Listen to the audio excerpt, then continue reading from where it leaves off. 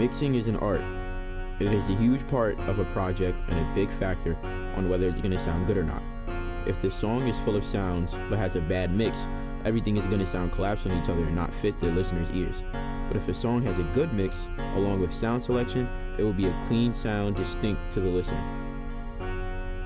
Mixing may seem overcomplicated, but it's basically sound leveling with plugins and the mixer. The mixer is where you add all of your effects/instrument plugins, level the sound of your track, and make changes to the sound.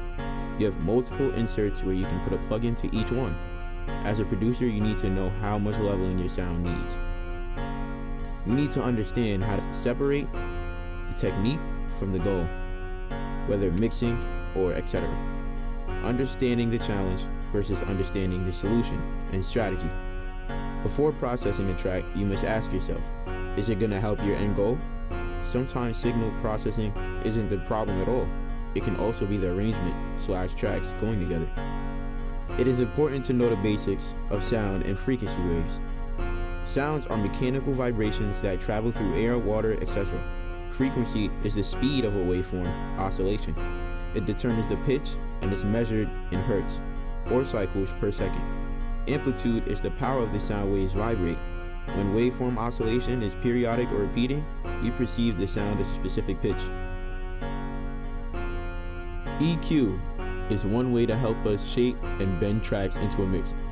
EQ allows us to bend specific frequencies with bands. For example, you can manipulate a low mid frequency and a high mid, treble, sub, bass, and mid frequencies.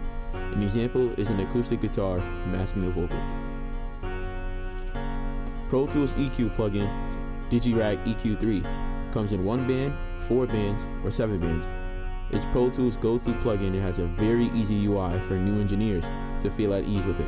There are graphic equalizers and there are parametric EQs. These are really good for flexibility into the mix.